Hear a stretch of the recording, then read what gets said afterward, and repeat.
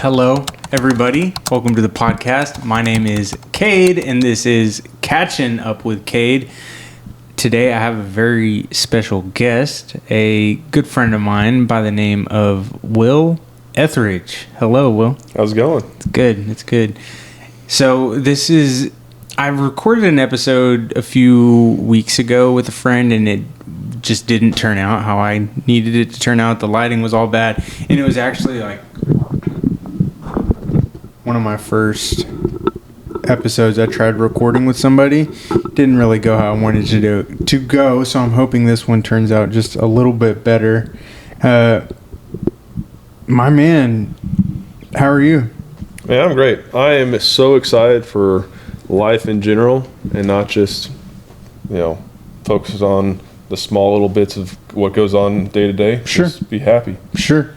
There's a lot to be happy for in a regular life. You're living great, it seems like. You can walk, you can talk, you got full function of your hands and arms. I mean, it could always be worse. Hey, I'm just praying for the best outcome for you, brother. Exactly. Thank you. Yeah, I'm working on it for sure. So, me and Will actually met on a golf course. Just as much as I've made plenty of connections on the golf course, I actually trained Will to be a caddy, a professional caddy. And I mean, I didn't train him, like I wasn't the manager, lead, but whatever. Basically, the way caddy training works is a few of the caddies will go out and hit with manager supervision, and the potential caddies will like carry our bags, give us yardages, and do all of the basic fundamental things of a caddy and determine, right? That's pretty much. It's basically like what you go through, your training is what you would be doing on the course. So. Exactly. Except a lot more professional while you're training. The correct vocabulary, the correct, because training versus carrying somebody's bag who's drinking all day is completely different than... You got a whole lot of different, scenario from when you're doing it, to be professional, and then you have a scenario where it's like, hey, we're here to have fun. You're gonna end up with more people that are here to have fun, for sure, rather than taking it as serious as possible once they step on that course. They're there to enjoy themselves and not just say like, hey, I'm gonna go out there and shoot 72. Yeah. No one shoots 72 at that course. All right, it's you're there to have fun. Very seldom, unless you're getting, some PGA professionals out there, Scheffler, DeChambeau, even those guys. I think when it's a tough course all around. It's definitely a tough course. So I kind of had some questions for you. Obviously, you are a professional athlete. You are a baseball player, which we'll dive into that later. I kind of want to learn a little bit more about the golf.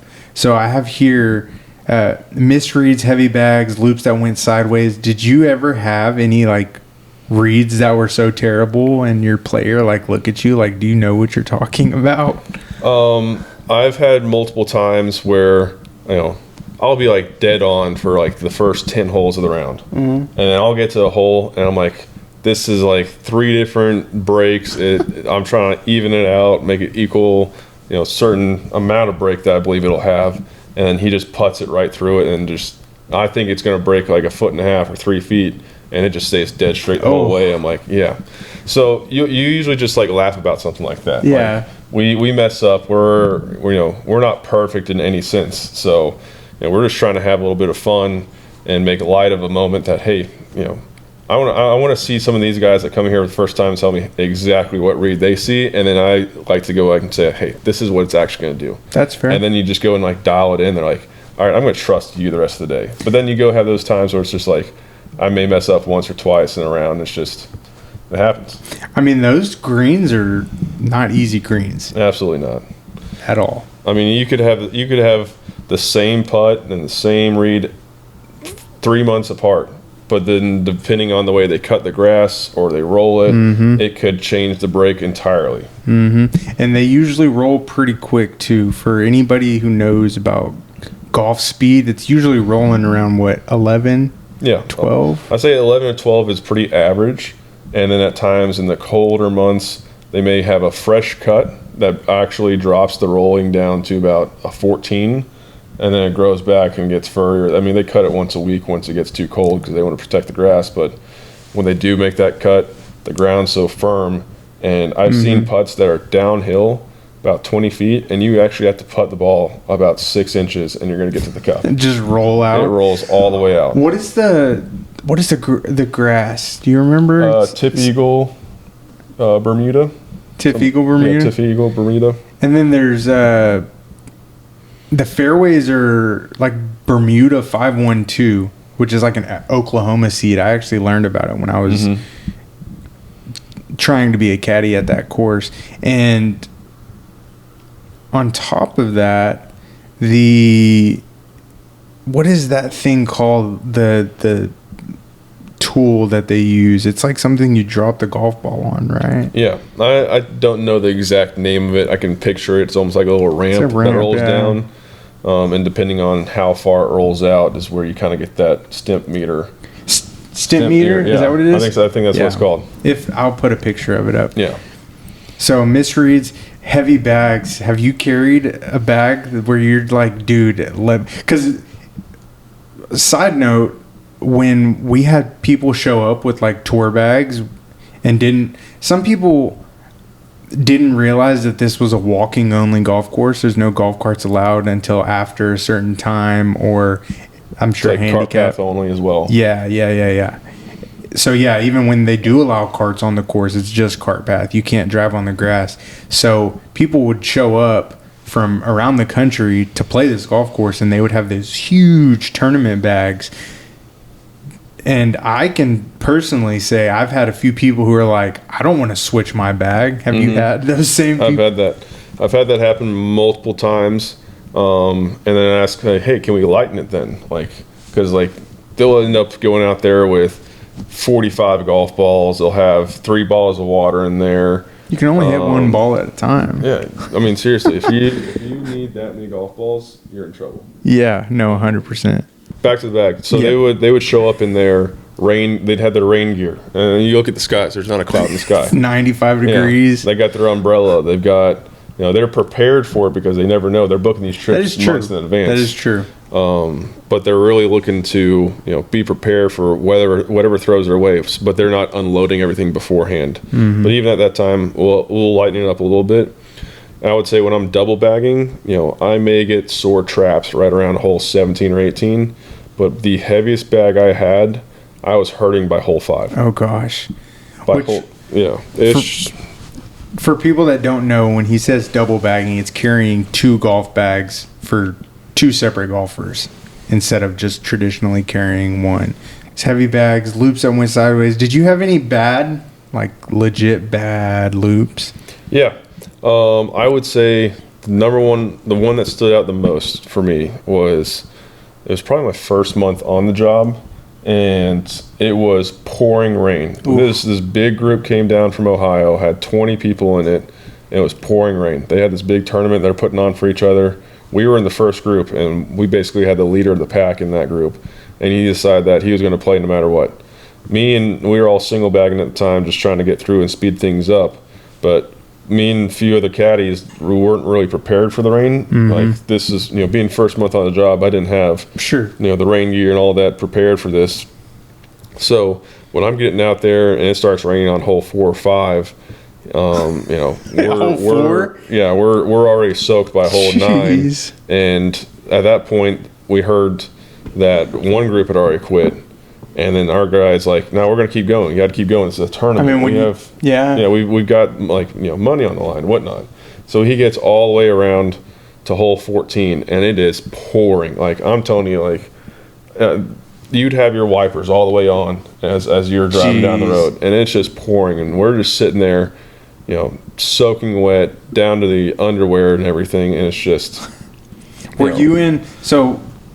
Caddies, at least at this course, and I think at most courses, have 2 separate outfits. We have the caddy bibs, khaki shorts, and a white, golf shirt, and then we have overalls. Were you in the bibs or overalls? We were in the bibs at that point. Oh, overalls would have been terrible. Yeah, it would have felt so heavy, but we actually finished all 18 holes, and on the slope going down to 18, I slipped and fell. Ooh. And busted in the mud. Like right where that the walking bridge is? Yeah. I slipped going down there, had mud all over myself.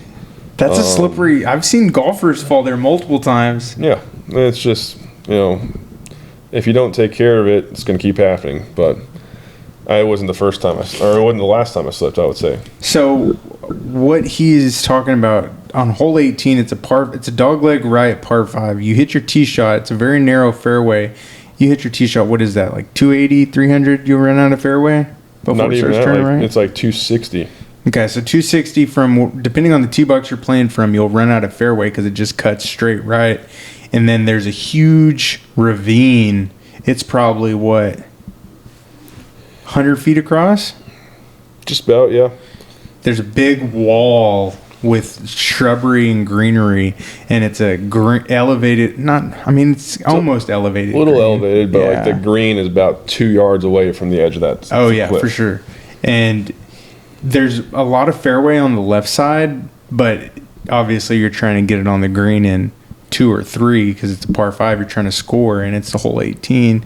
So I don't know, typically the way that I would tell people to play the hole is to hit driver, aim at like the left bunkers, hit a driver, potentially let it fade, for all the right-handed golfers, and then hit like a 130 shot. Yeah. And then you'd have a 115-yard shot. But the biggest thing is just telling people not necessarily telling people, because that was something that I've learned caddying, is don't tell people there's trouble. Just have them hit, because when they start thinking of the trouble, like, I need you to hit it over this ravine, like 5 times out of 10 it would go straight into the ravine. Yeah. They would top it and it would just roll, and there goes hole 18. You want to let people finish their golf round with ideal outcomes. Yeah, you don't want to force their hand, and I would say that this course is very, very weird with how the par 5s are set up, because none of them are reachable in 2, really. You almost have to lay up every single time, unless you're like, you can bomb your drive and you can bomb a 3-wood. Facts. Like, you're hitting your driver, and then your next club is going to be like a 6 iron at the furthest. You're hitting probably closer to 8 iron to lay up to have a full wedge in. Even hole 14, I don't think I've ever seen. I take that back. I might have had somebody go for it in 2, maybe a couple times, but dude, that green is just so hard to stick. With a 3-wood, your ball's going to shoot off the back. Yeah, absolutely. It's happened one time, and I've seen it, and this guy could absolutely crush it. And we had the wind with us that day. Got very lucky. So he hit his drive 330, and then still had 230, 240 in. But other than that, never happened after that. It's not, the risk reward isn't there. For sure. And I've caddied for a pro out there, and he told me, he's like, hey, over here, if we can, we'll go for it. If we end up in the creek short, we just drop, chip, and putt, and they're good enough to get up and down for 5. Exactly. But you were just saying that was a pro. A lot of your average players, your weekend players, cannot ground themselves to take that risk out there. The reward is too high for them because they've maybe done it on their home course, but this isn't your home course. This is one of the most challenging courses I've ever caddied or played. For sure. I mean, it definitely. I'm very excited to see how the pros handle it when they come out. What is it, 2027? 2027, yep. 2027. Right on. So, have we ever looped together? I think we did early on. And we can go back to when we were training. I think you hit for me for training twice, but we probably caddied with each other once or twice. Okay. I mean, it's been so long. You have so many loops over there that just kind of blend in. For sure. I mean, I would never really know who I'd caddy with until I showed up, essentially. And that's just how their scheduling was.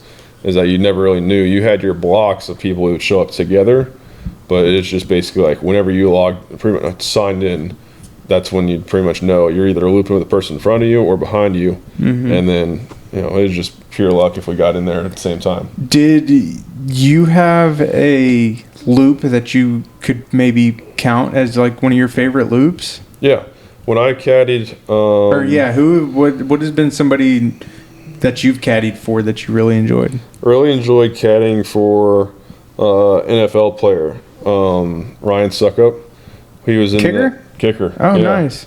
He was in the that NFL The Pro event, and we ended up in 4th place. Oh, heck yeah. And that was just a blast. I mean, he was just Who did on he kick point. for? I've heard that name. He was with Tampa Bay when they won the... Oh, he's got a ring. Yeah, he's got a ring. Did he have it on him? No, he didn't have it on that would have been a cool thing to see. Yeah. He did a good job just striping it down the fairway every time. Hole 7 just beat us up. It was weird. It was like we were always green side and 1, but we made bogey the first 2 times. And then we made par the 3rd time. But then we get to hole 8, and we almost birdied all 3 days. Was that NFL Pro-Am?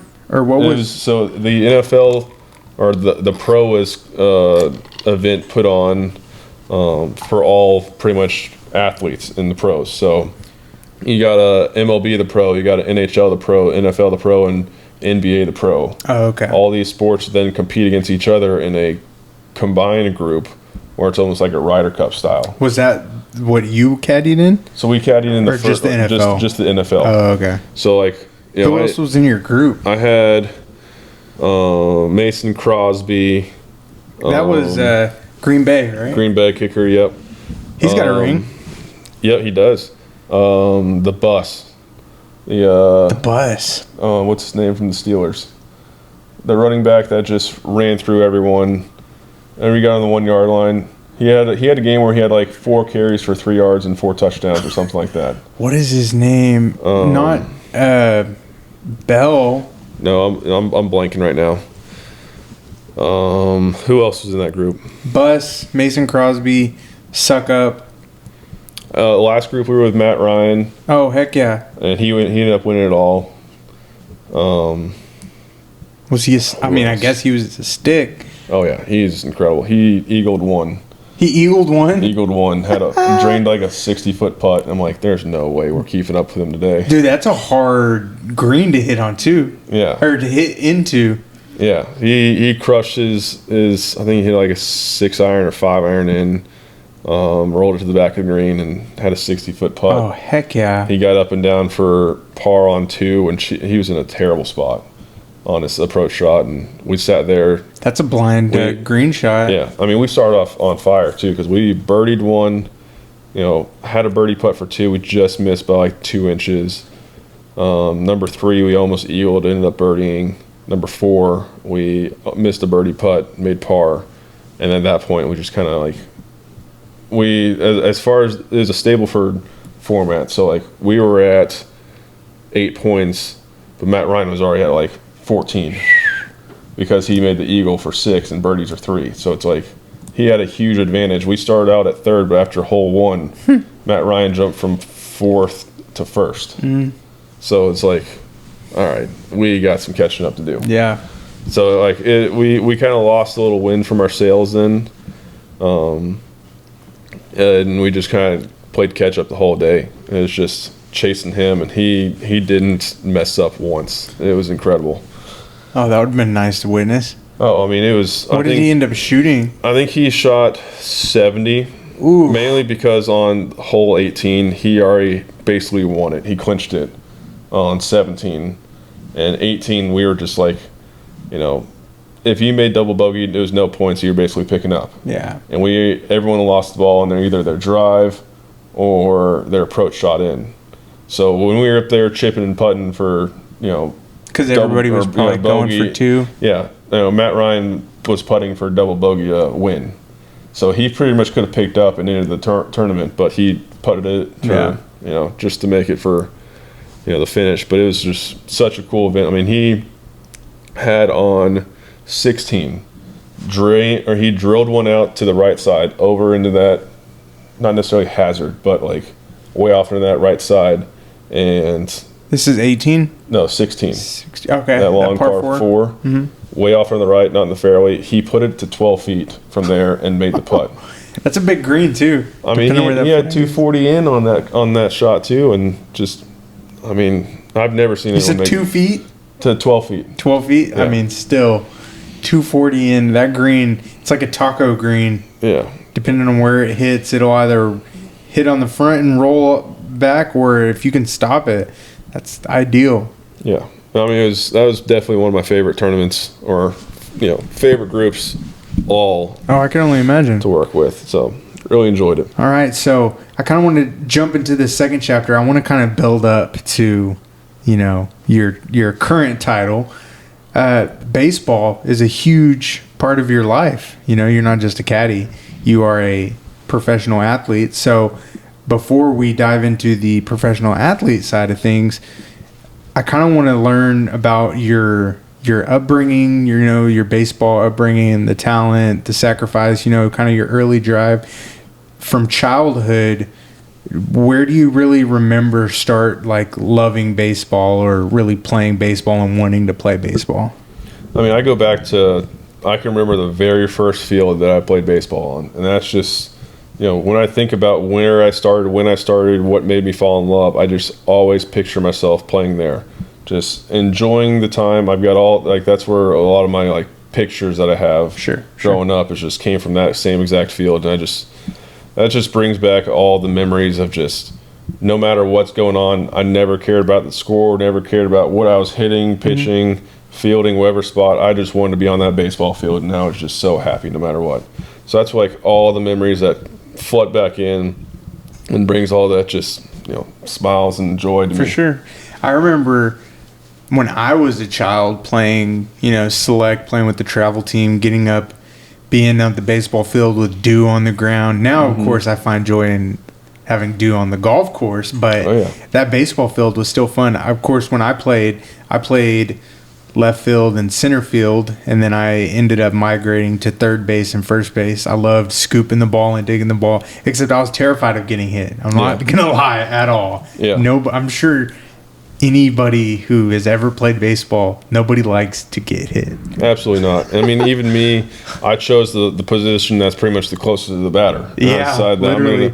I'm gonna go throw the ball to the pitch or the batter, and I've been hit a few times. I've had some very close scares. So before, I guess we keep diving. You are a pitcher. Mm-hmm. Did you always play pitcher? So growing up, I was mostly a third or first baseman. I was always tall, always one of the tallest on the team. I mean, I think I was about 6'4" in 8th grade. I was just a baby giraffe, just skin and bones. In 8th grade, you were 6'4"? I was 6'4" in 8th grade. The crazy part about that is I even tried out for a basketball team and didn't make it. Oh my gosh! I couldn't play basketball. Giraffe for real. Yeah, but I was really good at baseball. That's the one thing that could keep me in any sort of sport, is just I could throw a baseball and I could hit a baseball very well at that time. I was, going in from middle school was I felt good. I didn't really think of myself as the best player on the team. I just wanted to compete, and no matter what, I was going out there and just fighting to win. I just love to win. It carries over to anything I do in life now. It's I could go and, make steaks, and then my buddy's making steaks. I'm I want to make the better steak. That's fair. Being competitive is something in your blood for sure. Yeah, it's just, it drives me every day. It's just competition, and just trying to win. So as far as growing up through middle school, I go through football. I was always the one getting hit, and I just didn't enjoy it. But it's competition made it enjoyable to the point where I kept doing it. And then I got to 9th grade and was do I keep taking hits and risking my baseball career? And I think that's when I decided that, hey. You said 8th grade, freshman year, 9th grade? Freshman year, yeah, 9th grade. I decided that I'm just going to stick with baseball. And that's something I just, you really got to devote all your time to.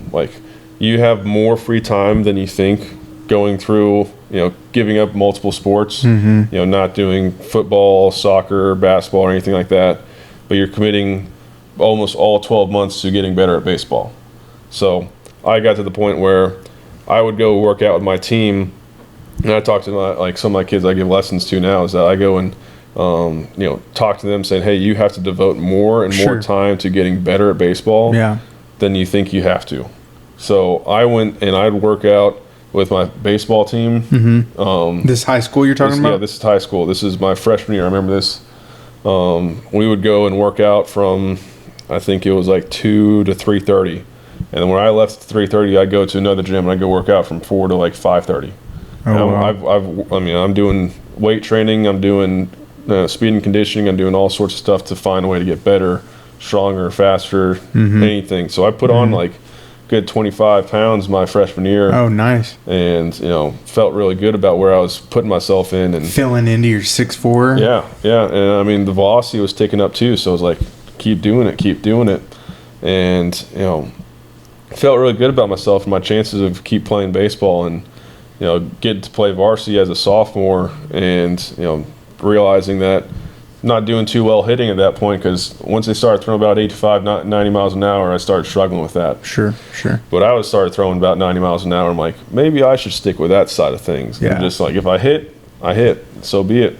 It is what it is. If I don't hit, I can contribute in other ways as well. So is that kind of a pitcher's mentality?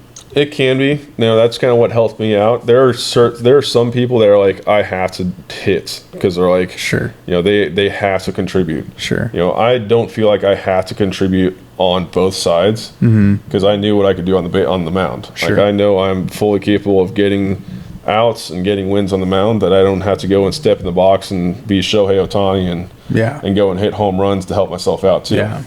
So, it's incredible to see him do that. It is. If there were more people like that, would what he do be that special? And I grew up liking baseball. Always been a Rangers fan, and I didn't really watch any games this year. But the one game that I tuned into was the Game 7 of the World Series. Talk about a classic game! That was. That was absolutely incredible. I just sat there watching, I watched a handful of games throughout the year, watched most of the playoffs and everything, and nothing was going to beat that game. No. Like they were fighting tooth and nail. Like I prefer not to see the Dodgers win, but for them to win in that way, I'm okay with. For sure. It wasn't like Ohtani hitting the home run. It wasn't Freddie Freeman or Mookie Betts. What was his name? Miguel Rojas. Yeah, and he hadn't had a hit in 2 months? Yeah, he hadn't played in a month. It wasn't a month. It was hadn't played since the NLDS.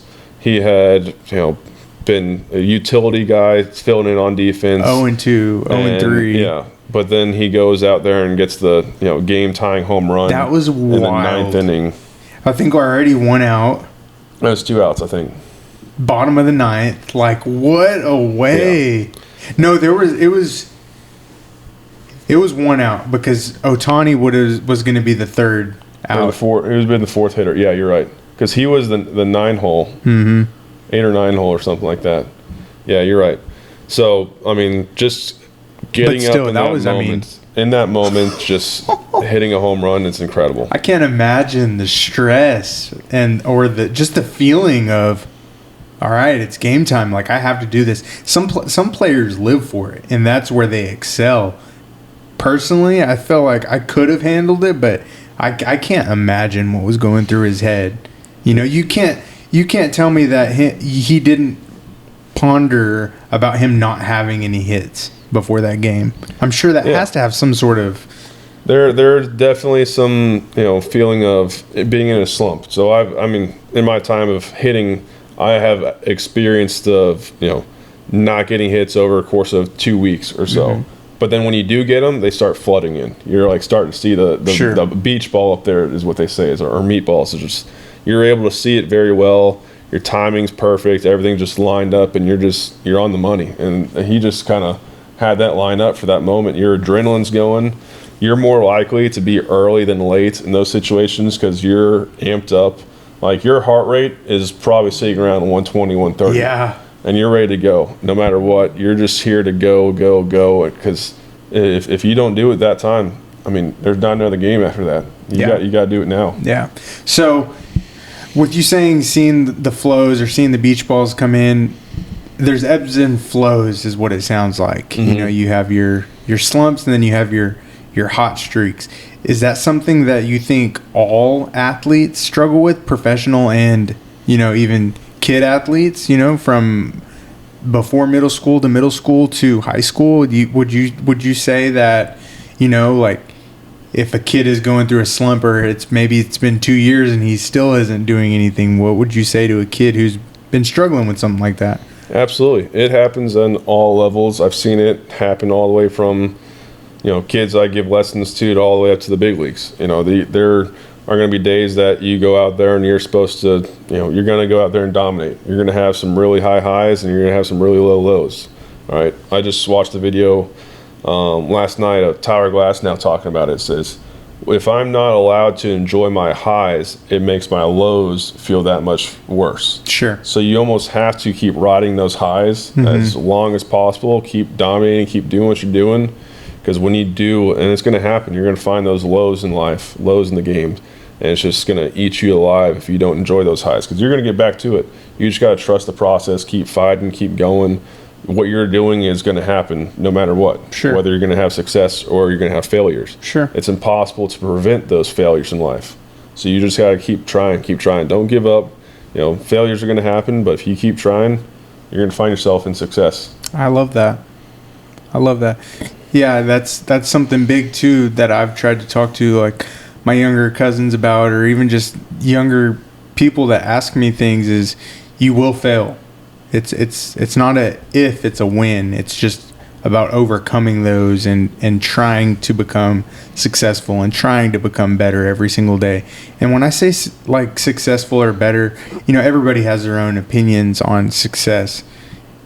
Don't get stuck comparing yourself to somebody else's highlight reel. Just because it may seem like their current predicament or their current season is a highlight reel, I think it's almost toxic to compare yourself because everybody's on their own path, I mean, at least for me and my friends and my family, we try to walk in God's light and in the faith, and there is bumps in the road.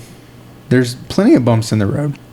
But going back to what we had started talking about, the baseball, your high school grind, I know you kind of got into that freshman year.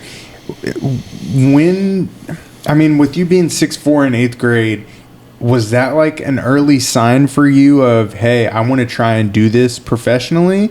Or when did you really start to figure out like, hey, I'm going to try and do this as a profession?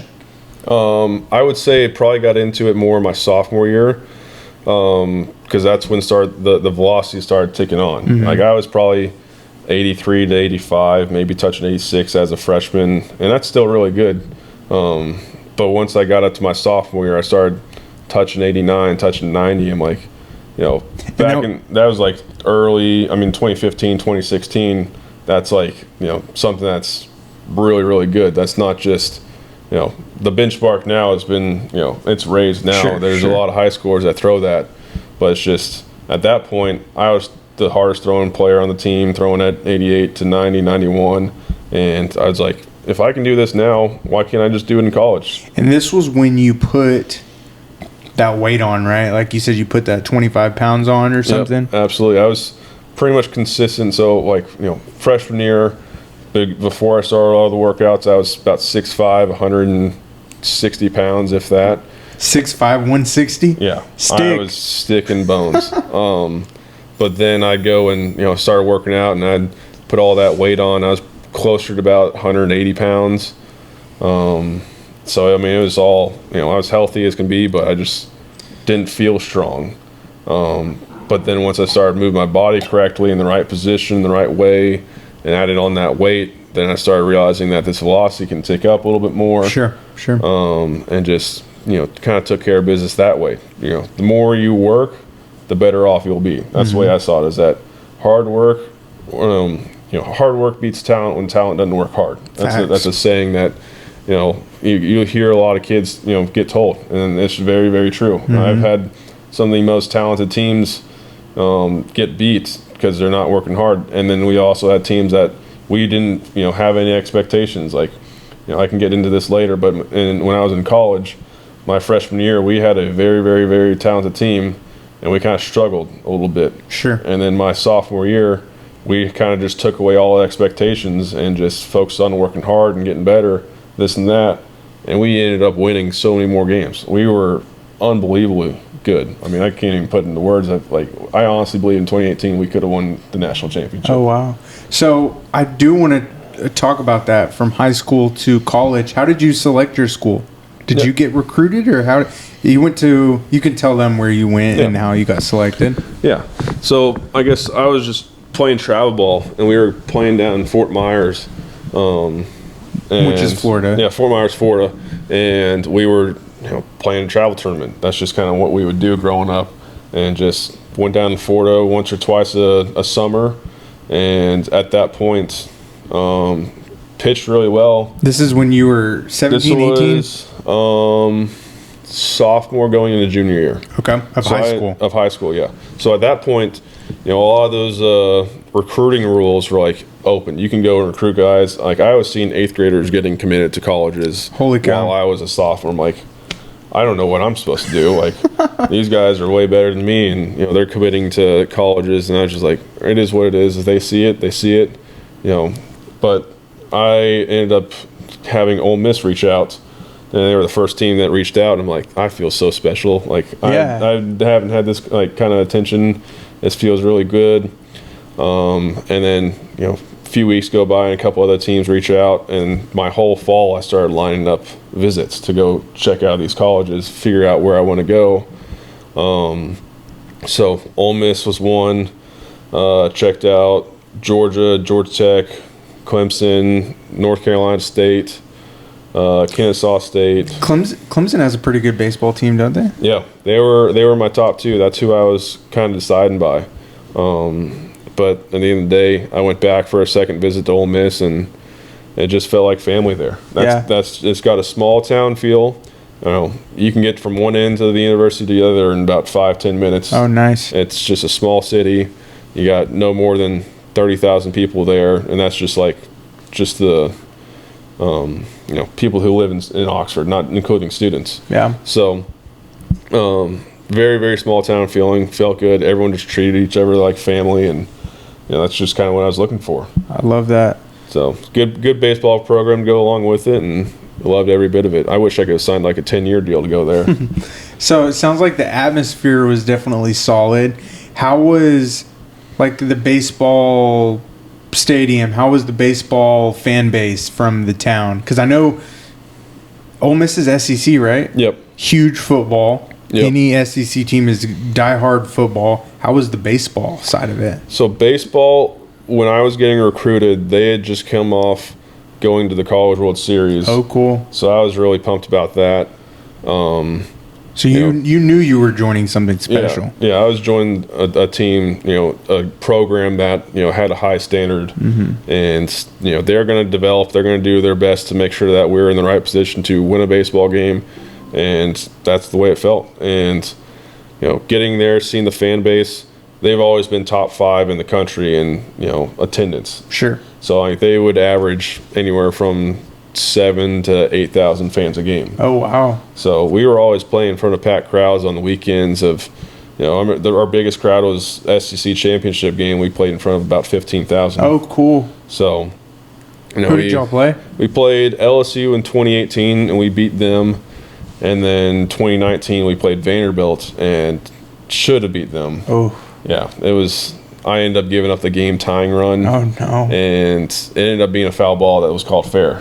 We didn't check for a review at the time, but I would say they got lucky. We were up I think we were up 6-0 the first inning. Oh, wow. And we just kept piling it on, and then we were kind of beat out of pitching. We came in very, very, slow. We came in losing 7 of the previous 8 games in the SEC tournament. Oh, wow. We just didn't know. We lost our identity, essentially. And we came in there and we just got fired up and started off hot, sounds like. Yeah, we pretty much took care of business. We knew we were a very talented team, and we knew that what we wanted, and it was very achievable. And we just kept pushing, and we found ourselves in the right spot of winning baseball games. And we won a game that we were no hits in the ninth inning. No hits till the ninth inning? No hits until the ninth inning, and we won a game. We won a game. Holy cow. That's a drive. Yeah, that's a lot of, hard work and just dedicating yourself to the grind. If they're going to go put up a zero, we're going to go put up a zero. If we're going to go get a couple hits, we're going to go score a run, we're going to make sure they don't. And we just had everything working for us that week. Getting up 9-0 or something like that in the first few innings, and they just chipped back. Wow. Vanderbilt ended up winning the national championship that year. So yeah. They were a very, very talented team, and they had all the momentum towards the end of the game, and we just got unlucky. Yeah. I mean, it happens. Yeah. Unfortunately, it happens. We were just a couple outs away from being the team to go back-to-back. That would have been sweet. Mm-hmm. Before I paused, we were in the middle of, I guess you were talking about playing Vandy and Ole Miss. So, leading up to the draft process, I know you were kind of telling me earlier it was kind of a interesting situation because it happened right around COVID, right? Mm-hmm. So what was that like? How did that affect you, emotionally, mentally? How were you handling the situation? Yeah. So before, if you don't mind, include COVID in that too. How that kind of absolutely. We were the season right before COVID hit. So 2019, full season, no issue. We got drafted. Going back to the drafts, is that you never really know what's going to happen. Sure. Excuse me.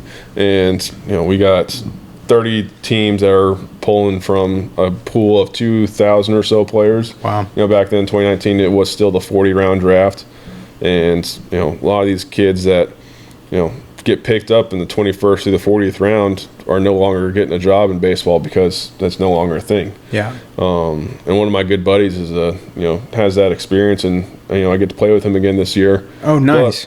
But, as far as the draft goes, I didn't know a general idea what was going to happen. Not a lick of it. I just kind of had I mean, you were 21, 22. 21 years old, yeah. Yeah, exactly. And just no idea what's going to happen. And, we were just finishing up practice going into our super regional. And, a lot of guys just left to go grab lunch. I'm sitting there in the locker room by myself, just watching. It was like, all right. Went in between a round where there was a little break to go meet with my parents or something. And I got in the car, started driving away, and all of a sudden my phone blows up. And it was just like, did I just get drafted? What happened? Because I didn't have anything streaming, anything. I just was like, let it be, and just go drive to where my parents were. And I ended up getting picked up. All of a sudden, I get a phone call from an unknown number. Pick it up. Hey, this is Colorado Rockies. We just selected you. Oh, heck and yeah. I was just so pumped at that moment. I'm like, I'm so excited. Let's do it. Let's get after it. Let's have a good time. So that happened. Unless the president was calling you, that's got to be one of the coolest phone calls you'll ever get. Yeah, I mean, when you get the phone call, it's like I still had no idea who had picked me because I was just getting a bunch of congratulations. My phone's just message. Just like all of it's just like general congratulations, but well, I don't even know who picked me. I don't even know what happened. I don't know what round I'm in, what pick, what number, whatever. And I'm just driving. Phone rings, answer it, find out. Just super excited. I don't know why I didn't even stream it on my phone while I was in the car. Yeah. I also had a car that was just super old and didn't I had to plug something in to get Bluetooth instead of just hooking up to the car. Yeah. So, yeah, we get off to pro ball, going off to Boise, Idaho, and man, I it was a wake up call, I would say. Yeah, because, literally. Going out to Idaho? Yeah. It was like a whole different thing compared to, college baseball. Now, Idaho, for anybody who doesn't know, could you explain what was in Idaho, why you went to Boise? So that was they sent me for their short season A-ball. It's called the Boise Hawks. Okay. They're now an independent baseball league. But they had, at the time, was our short season A-ball, and that was before the schedule changed. So Sure. right now they would play 6 games, and every Monday was off. You travel either that Tuesday, drive in if it's short enough, or you drive on that Monday if it was a long drive, and then leave after the game on Sunday.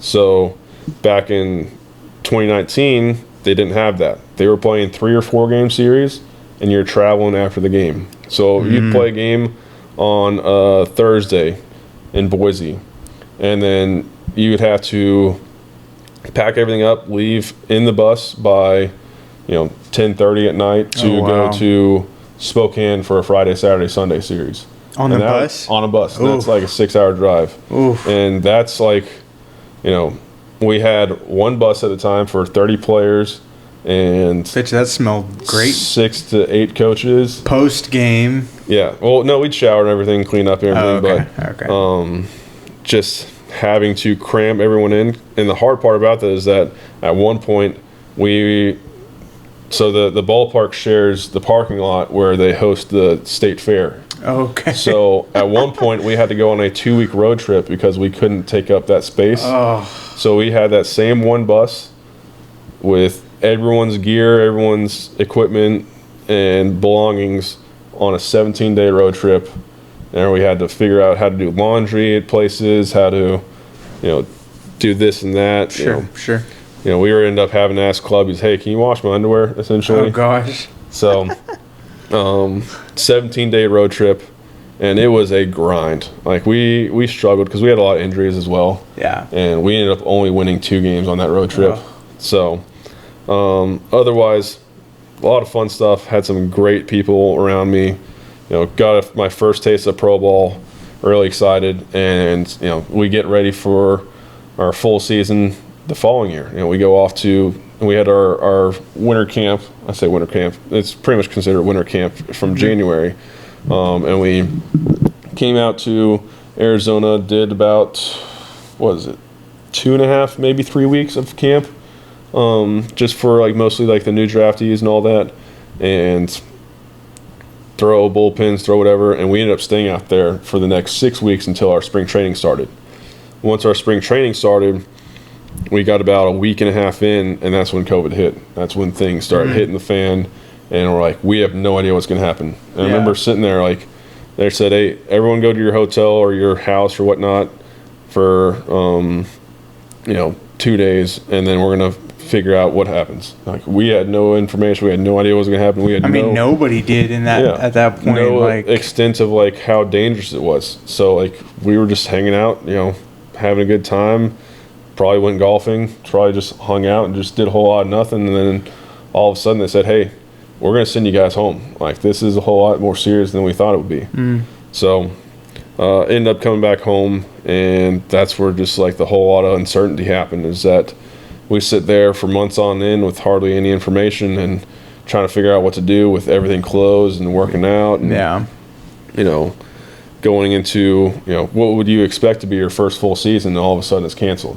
So just a whole lot of unexpected roadblocks, and you're just trying to navigate it the best you can. Sure. So if you could walk me through your time with the Rockies, how after COVID, when did you leave the league? How, if you could explain that process. Yeah.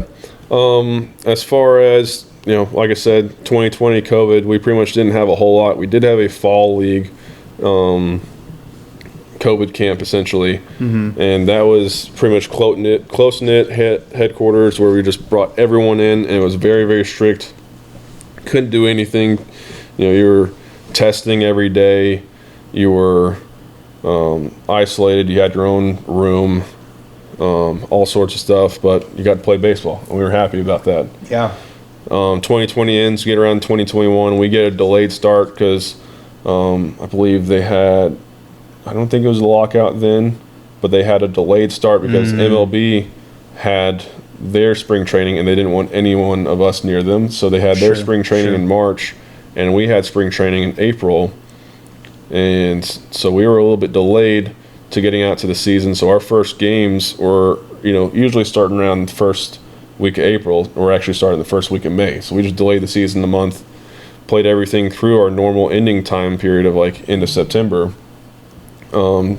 So I started off in low A for the first month, dominate. One thing, sorry. I just wanted clarified. I think we said it earlier. You did get drafted as a pitcher. Yes. So you were a reliever, starter, and if you could explain just real quick what your position was in the role. Yeah. I mean, my role kind of changed throughout my career. I came in as a starter. Based on our rotation, we throw every 6 days. Usually kind of build us up close to what you'd have in pro ball, where you'd be throwing every 5 days. Mm-hmm. But we were throwing, so if I threw on Friday, next week I'm throwing Thursday, and then I'm throwing Wednesday, and then when I threw Tuesday, I'd have a double start where I throw Tuesday and Sunday. Okay. But then I have a good break where I go back and throw on Saturday. So it's a big rotation, and that as a starter kind of helped us get a little more innings. And then, like I said, 2021. Started out in low A, got bumped up to high A, and pretty much got really, really close to my inning limit and slowed things down. I also got COVID at the very end of the year. I think it was a false positive because I didn't have any symptoms, and I got shut down. I had to spend 2 weeks in a hotel, not feeling a single thing. I was literally supposed to start the next day in a game as a pitcher. And they said, "Hey, we got to send you home." Gosh, that blows. So, yeah, my season came to an abrupt end in 2021. 2022, go back to high A, spend most of the year there, and then eventually get up to double A, or I guess high A. I need to go back. High A is now Spokane, Washington. They had to redo the whole schedule, the whole affiliation, and all that because they ended up, raising the bar for what do you have to have as your standard for each facility. So that gave them a few years to build everything up, renovate all that, but now we have a good foundation of 6 games a week, play at the same place, then you travel home, and almost every single time it's going to be home away, home away, home away, or you'll have 2-week homestand away, and then later on down the road you'll have 2-week road trip, and then you're home. So we're never gone for more than 2 weeks, and we're never going to more than 2 locations at one time. So made the life so much easier at that point. Yeah. So we're in Spokane, high A, go up to Hartford in double A, and Hartford being a more centralized location, the travel was so much easier. So like we could go over to, Somerset, and it's a 2-hour drive, 3-hour drive. We can go over to Reading, 2-hour drive. So like it's really, really easy to get around to a lot of those locations. Whereas in Spokane, your closest team was Tri-Cities, and that's 2 hours away. Otherwise, you're making every trip at 6 hours or more.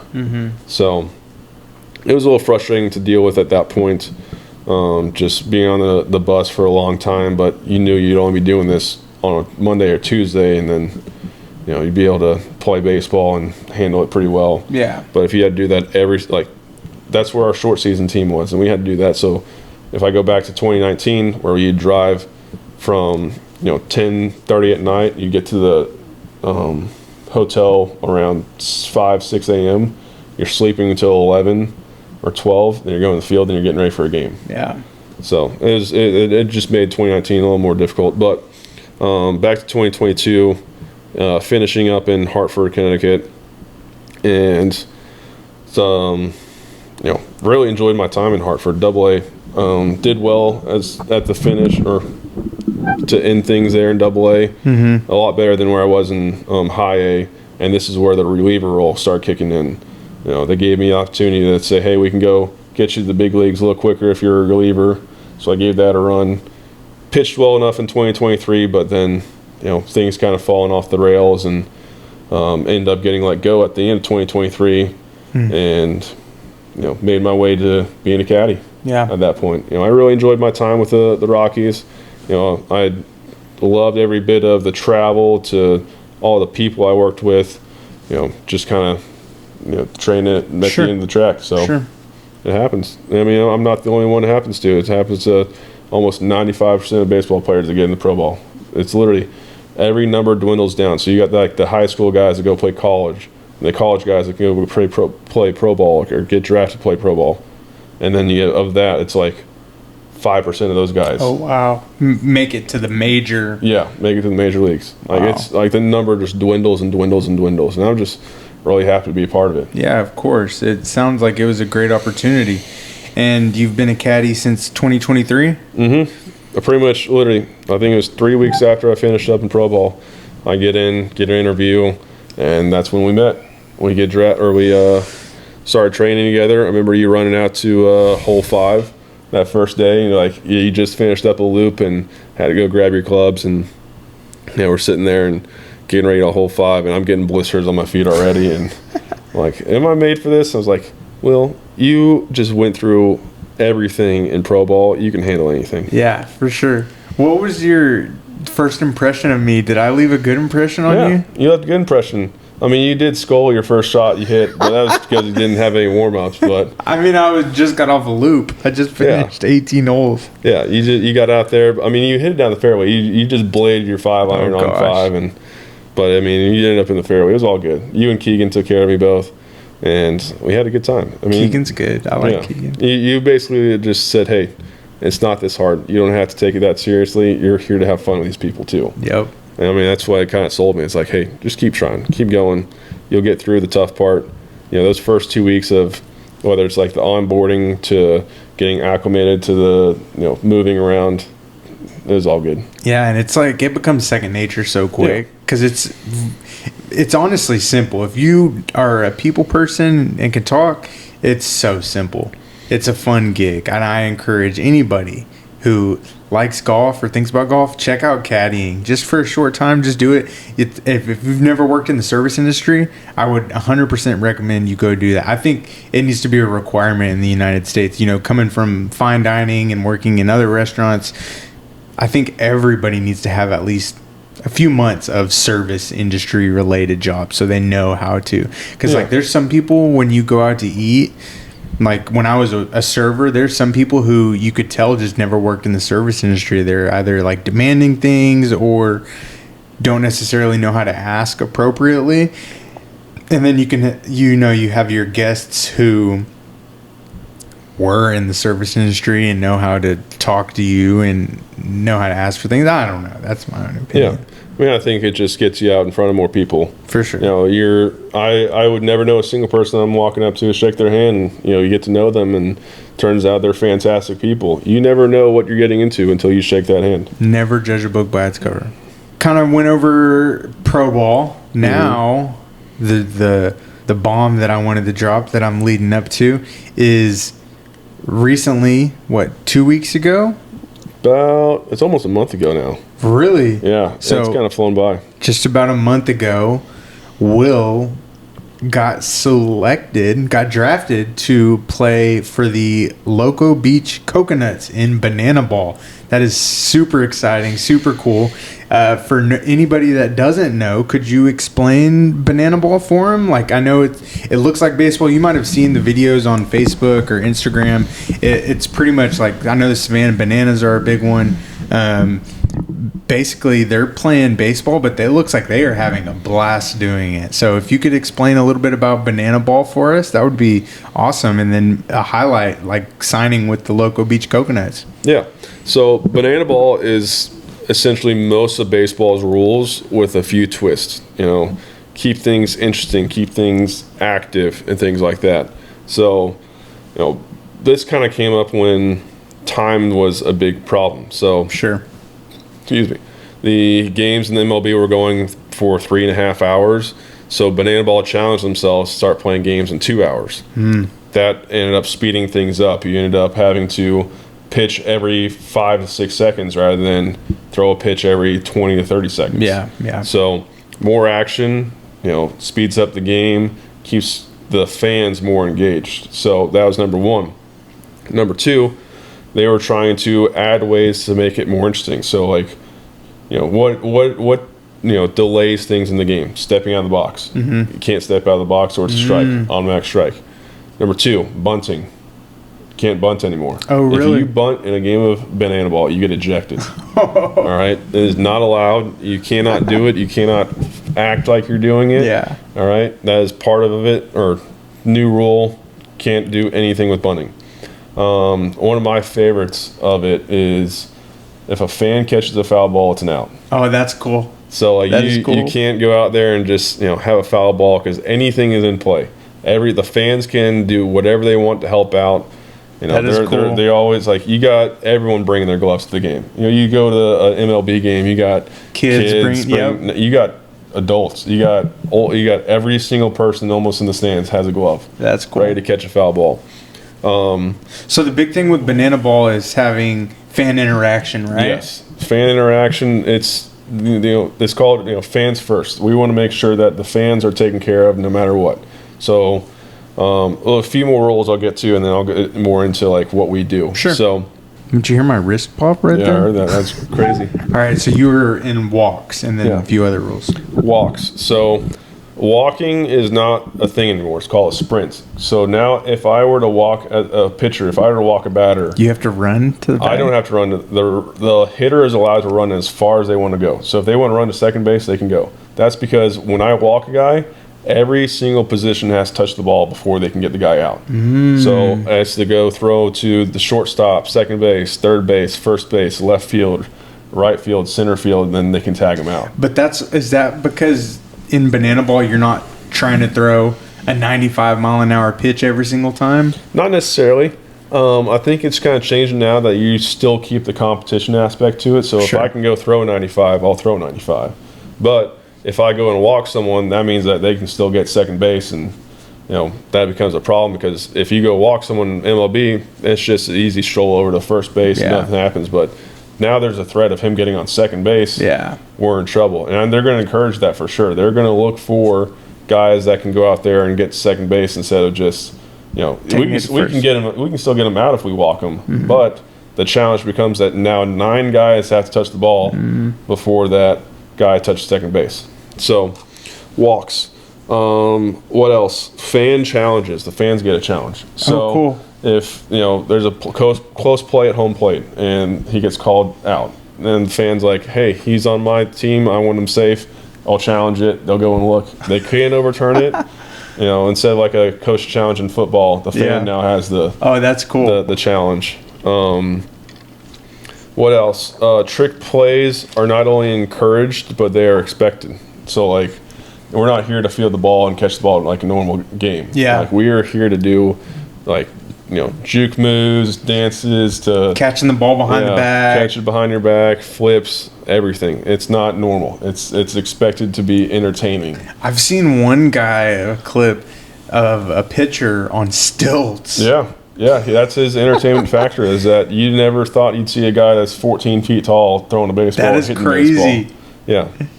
So I'll do my trick pitch to him later on down the road. But that's sweet. What are some of the other rules? So each inning is dictated by points instead of runs. Okay. So if I go and score 2 runs in the top of the first inning, but you score 3 runs in the bottom, that means you win the inning and you get 1 point. So if I score 0 in the top of the first and you hit a home run on the first pitch at the bottom of the first, inning's over and you already got 1 point. Interesting. So it's a twist of you're winning, trying to win innings and get points to the point where you get to the 9th inning. That 9th inning, every run is a point. So you could be up 3-1 in the 9th inning, and if they score 3 runs, game's over. That's 3 points. Yeah. Just in the 9th inning. Just in the 9th inning. But if you do that in the 7th inning, it's only 3-2 though. So. Other rules.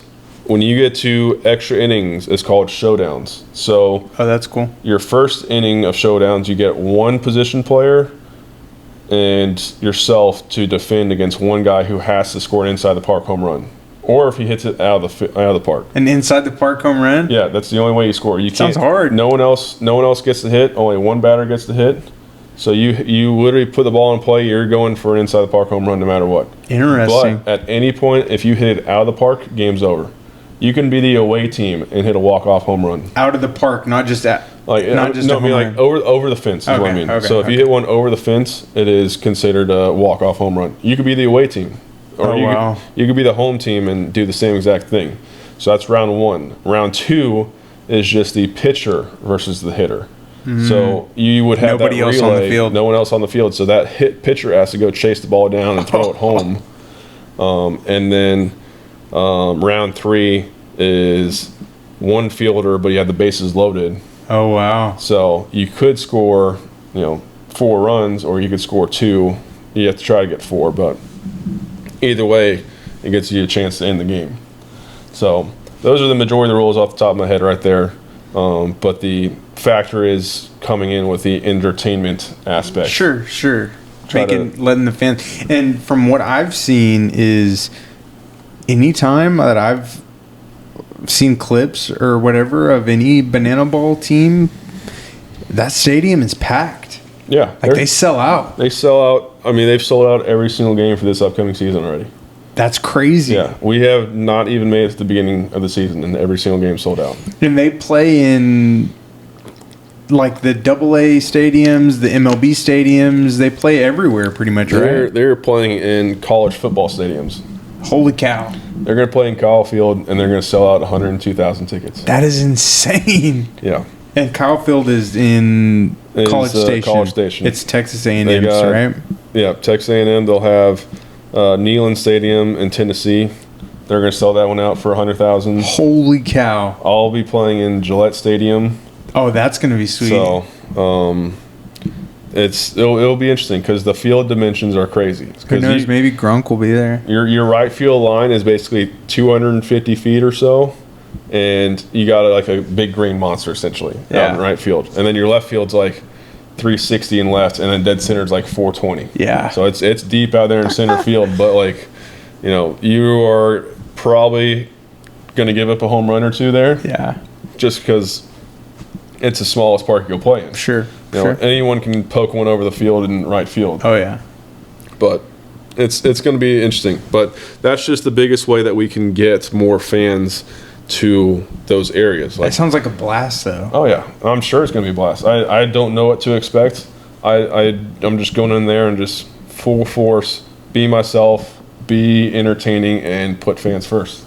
So I have here, what is some kind of expectations that you have stepping into the league, if you have any? I kind of just my expectations for myself are obviously going to be, be able to be competitive on the game mound, but being able to flip that switch once I'm here to entertain. Sure. Part of it is that I'm being asked to be a starter again. So if I am playing a 3-game or 2-game series, most of the series are 2 games. So if I don't play game 1, I'm expected to be in the stands interacting with fans all 9 innings. I'm not going to be on the field hardly at all. I'm there to entertain. I'm going to be up there at that top row hanging out with fans that are like, that's hey, cool.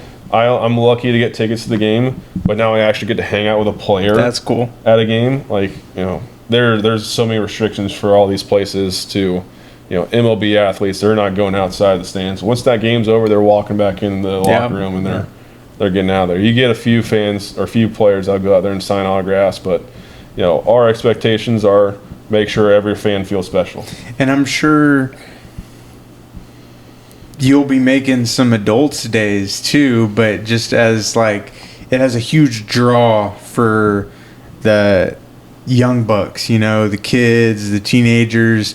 I'm sure you're going to make so many kids' days. Like, that's such a cool experience for those kids to be able to be, like, hanging out. Like, if I'm not mistaken, most of the players in banana ball have either played professional or played college ball. It's not like they're just random adults signing up. They're real athletes. Yeah, they are. They got some, like, in the draft, we had guys like, number 1 overall pick was Jackie Bradley Jr., like, oh wow, guy who's won a World Series and he's got a long big league career.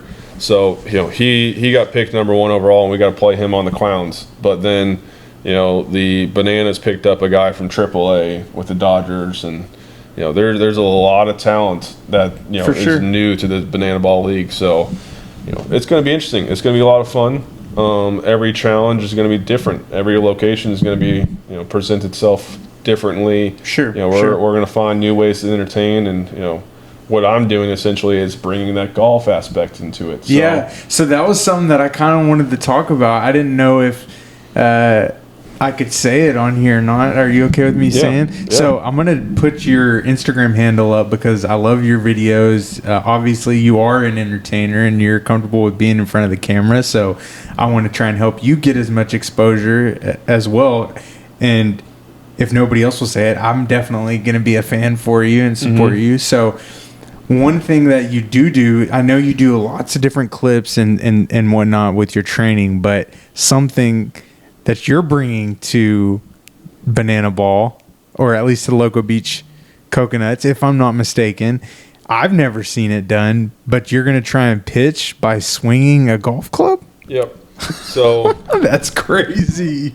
I would say I got kind of lucky getting into it, is that, you know, I had to find a way to stand out. What could I do? And it's like everyone's just trying to figure out their costume or whatnot for the tryout, because I was kind of encouraged that you want to do something that is stands out more. So a lot of people dress up as this. And I was like, you know, it's always cool to like dress up as something that you want to be, but how about I dress up as something that's who I actually am? You did the caddy? So I literally wore my full-on caddy, overall? my overalls, and I painted on every team name. I painted on you know, stitching on the outside or outlining it, and then I flat ironed the patches. I had a couple patches made onto it too. So the uniform stood out. It literally was exactly what, you know, pretty much what we wore. I just kind of covered up some of the logos and all that. But I mean, everyone was just thrilled to see it. And I literally walked up there for the tryout. I didn't have any baseball bag. I literally took a golf bag to the tryout. This is a baseball tryout. It was a baseball tryout. I had a couple golf clubs in there, and they're just like, "What is this?" I love it. I don't know what it is. I'm so excited. Like, they are all pumped to see it, and you know, they saw me just sitting there in the parking lot, just grabbing stuff. They're like, "What is he grabbing? What is he doing?" Has anybody ever attempted what you're doing? Not before, but I'm seeing a lot of my friends kind of like replicate it. They're trying it out themselves, and they're struggling. Dude, I can only imagine. I did watch one video that you did of you.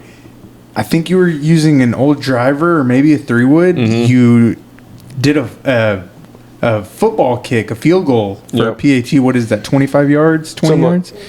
I can't remember, 20 or 30 yards. You put it straight through the uprights. Pat McAfee would be proud of you. Yeah, I know. I mean, I think that could be something that, like, once it hits, it's going to take off like fire. Oh, for sure. Like, this could possibly be something that shows up on the Pat McAfee show. He's like, man, we got kickers that I'm trying out at game day that are struggling to do this, and I got this guy swinging a golf club, hitting field goals from. I mean, a little tidbit is that is like, it'll hint into the future is that I'm going for a 60-yarder. Oh, heck yeah! It's possible. I'm going for a 60-yarder. So, if I'm not mistaken, the video that you had posted was your first attempt. That was my very first attempt at anything hitting a football with a golf club. And it went straight through. I mean, it was weirdly pure, is what one of my buddies said. Is like, that was almost like end over end, just like perfect. And, you know, I got out there, I'm like, I guess I got to keep trying. Like, I seriously had no expectation of what's going to happen, and just gave it a shot, and it was perfect. I'm like, all right, let's keep going. I'll definitely put that clip up if you'll let me use that video on this video, just in case nobody is on Instagram or anything. Did it fly how you expected it to fly? I mean, it's a leather ball full of air, so you have to think it would be a little better than hitting a baseball. How was that with? It looked like you were using an older club, a Titleist, something. So these clubs, I'll backtrack just a little bit. I didn't want to use my. I thought you were going to either break the club or hurt your wrist, honestly. So, like I said, I didn't want to use my own clubs. So I went to Goodwill to get 2 clubs, essentially. I went and grabbed a pitching wedge and an 8-iron. So I was just playing around with the trajectory of it coming out, and it got a little too floaty, and I didn't love it. So I ended up playing that 8-iron back in the stands, pretty much de-lofting it down to like a 6-iron. And then I was like, you know what, let's just go ahead and use the 5-iron. I ended up grabbing my own 5-iron and boom. No issue at all. Yeah. It's held up, and I'm hitting this guy like 80 miles an hour. This thing isn't coming out soft. So it's holding up really well. I also ended up getting that. It's a Titleist driver. That's got all the screws and all in it. It's pretty much something straight out of a Happy Gilmore. Looks like an older club. Yeah. Not gonna lie. It's literally straight out of Happy Gilmore, and that's what I'm using for the football, and that thing holds up like a tank. I mean, like I said, I have attempted a 60-yarder. Not going to say anything about it, and it's holding up. We'll wait for the video. Yeah, it's holding up. So, but when I get in my trick pitch for the tryout, I used the 8-iron, played it back in the stance, and it held up well. It's just hitting it for a strike is difficult. It's basically like trying to chip from off the green to keeping it within 3 feet of the cup every single time. I can only imagine. I mean,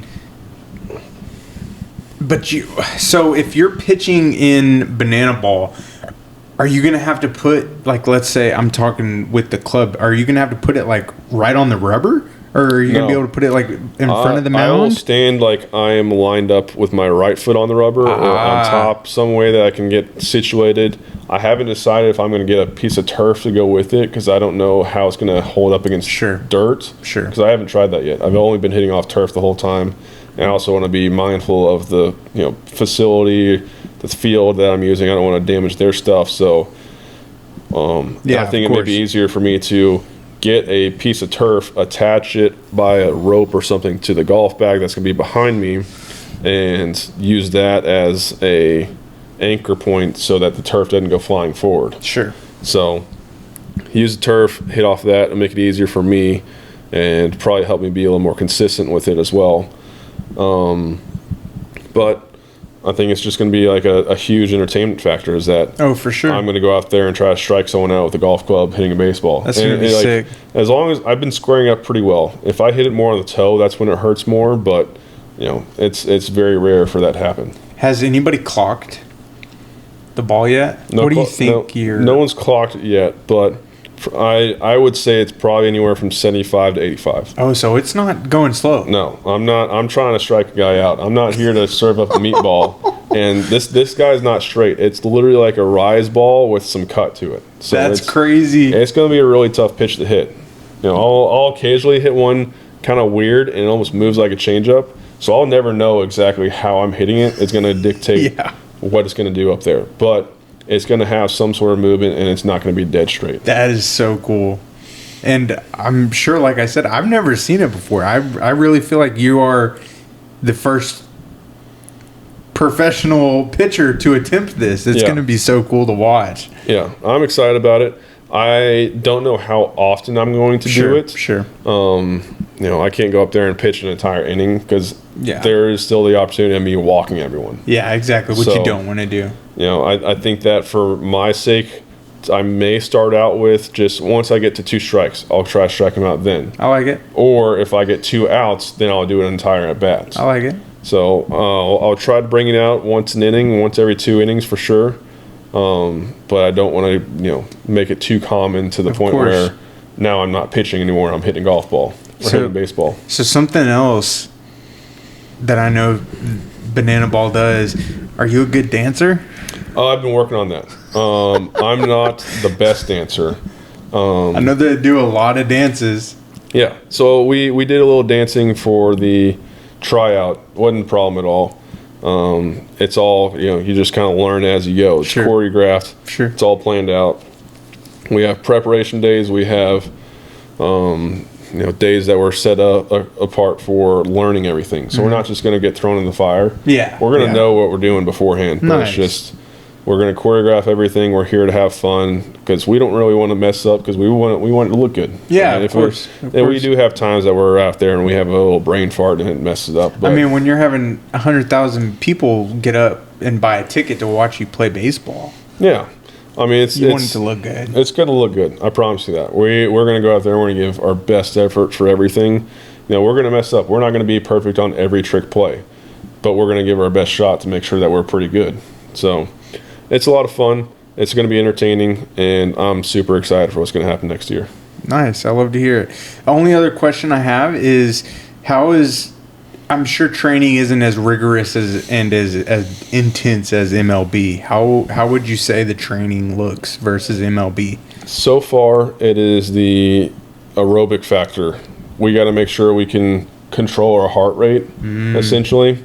We're going through, a lot of like conditioning to make sure we can handle the workload.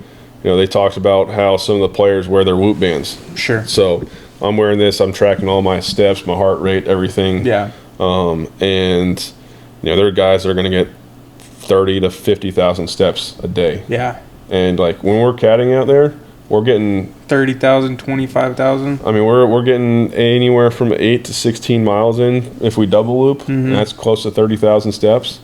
So like these guys are doing the same thing, essentially, just on a baseball 30 to 50,000 is a lot. Yeah, I mean they're walking around the stadium, they're talking to people. We got the pregame plaza and everything's like we're doing a whole lot of stuff. Yeah. So our body's going to be exhausted. We got to keep training it to be prepared for that kind of activity and recover just as well. Nice. Love to hear it. All right. So starting back up here, you kind of had told us a little bit about Banana Ball, your upbringing. Something else that I kind of wanted to touch on and talk about is something that you are not afraid to talk about, I don't believe, and I'm not afraid to talk about it as well, is your faith, in Christianity. How do you balance that with being a professional athlete? Like, I have a question here, how you don't let, the pressure of being a young man in competitive spaces and choosing your faith over ego. How would you say that is? I mean, I'm not afraid to say that I've struggled with it at times in pro ball. Is Sure. that, you have a lot of time to yourself, and you're very, very, performance-based position. So, you got to think about yourself a lot and see what you're doing, and you're analyzing yourself and being very, very critical about what you do on the field. So it puts a lot of pressure on yourself when you say, hey, I have to handle this all by myself. Yeah. And I got to the point where it was just a struggle from day to day of like what I can handle and what I put on my own plate. And then I decided that, I've always been a believer in God and everything, but I haven't really tied him into what I did every single day. Sure. And, it got to the point where all my struggles just felt like it was just piling up and piling up. And I just had to take a moment, and I just committed everything in my life to Jesus, no matter what the situation was. Love it. And, I just made that the forefront of everything. I am who I am, and I can't try to be who I'm not. Yep. I'm going to let Jesus handle my battles. I'm going to fight them for me. Love that. And let him handle the results. Love it. And I cannot have control and happiness at the same time. Because if I were, that means I'm trying to alternate the result. And that's not my judgment. Sure. I'm here to live out the life that God has carved for me. Love that. And if I were to change anything else, I would be taking away from him and putting more towards me. Love and that's that. not how it goes. Love that. I kind of struggled with that as well for a long time, and I've always been a very stubborn-minded person, and it's taken hard results for me to learn things, but at least now I'm finding gratitude and appreciation in pain and suffering, because without those things I would not be able to learn and grow and adapt and rely on my faith and put my trust into God when I, like you had said, had struggled with just thinking I can handle this and deal with it on my own, when that was not the case at all. My wreck is nothing short of a miracle. I mean, how many people do you know that's been internally decapitated? You're the only one. And on top of that, no spinal cord damage. Like, it's crazy. It's like a 0.000 something percent. I think the mortality rate is about 70% of people who have the injury that I have die, and the 30% who do survive are paraplegic, have some sort of parallelism. Is that a word? Parallelism? Have some sort of paralysis. Paralysis, yeah. And then, have nerve damage, spinal cord issues, and thank God I don't. You know, I mean, it's a miracle. I don't stray away from saying it at all, because that is what I believe in, and that is what has carried me through the hard times, you know. And something that I had learned, I watched this sermon every Sunday from this church, and like when I was in the hospital and in rehab, I had learned there was one sermon where he was talking about maybe you're going through your current season not for you but for somebody else. So the way that I kind of had took that sermon was, maybe I'm watching this sermon and the nurse tech or the therapist that was working with me that day or the nurse that was working with me that day was struggling with their own belief and their own faith, but me just having that sermon on might have planted the seed for them to, you know, grow that curiosity or lean back on faith. You know, just because it's a difficult time for you doesn't mean the situation is meant to shape you. I mean, that's kind of what I took away from it, and one thing that I had learned from it, you know, in my situation, because nothing about my recovery has been a walk in the park. I mean, you've been here, you know, you got here a little early. I cooked us breakfast. You saw how I'm getting around. You know, I'm still getting around and making it happen, but it's not easy to walk. No. You know, I can't just get up and walk like I used to, and it's made me slow down a lot and really think and process about what I'm doing and try to be more intentional about what I say and how I speak. You know, that's kind of another reason why I started this podcast, just trying to help and be a positive light, because there's so much negativity in this world. I really feel like there's a lot of negativity in this world. Yeah, and I would say that hard times make better people. Mm-hmm. You know, you have to rely on Jesus to help carry you through some of that stuff, is that you can't handle these things on your own. And the other hard part about that is that when things are going well in life, is that you think that you can keep handling things on your own. But that's another time where people shy away from Jesus because they're like, oh, I can handle this because it's super easy. I got nothing on my plate. I can handle this. But anything day to day, no matter how difficult or how easy it is, you just need to hand things over to Jesus. And that's just the way I live life now, is that I focus on the smallest things I can handle. Mm-hmm. And even when I do have to face those bigger things, you know, I'm still passing it on to Jesus. I'm giving thanks to him for putting me in this opportunity. Like, you know, it could be like, hey, thank you for letting me get to the store and go get groceries to help provide for my family. I'm really thankful for the food that you provide for me and all that. But I'm just not focusing on, hey, I'm doing this because I'm trying to make myself happy and I'm trying to make my, you know, life easy. I'm trying to focus on being more forefront with God and giving thanks and gratitude to the positions he's been putting me in. Love that. You know, it may be a spot where like I'm struggling on multiple aspects and things in life, but he is putting me in a battle that I can handle. Yep. And I say the same thing about you, is that he is putting you in the right spot. Mm-hmm. You may not like the road that you're on, but it's the road that he thinks is best for you, and you've handled it very, very well. Thank you. All glory to him, you know. Mm-hmm. I wouldn't be anywhere close to where I am now with it. Okay. He's doing the right things no matter what. I think so as well. So I want to kind of jump into this next chapter here. I think I'm going to call it Mindset, Identity, and the Weight of Expectation. So I kind of want to pick your brain on the mental side of being an athlete, you know, the mental toll of having a performance-driven life, because I think, yes, you even had said it earlier, you're super competitive.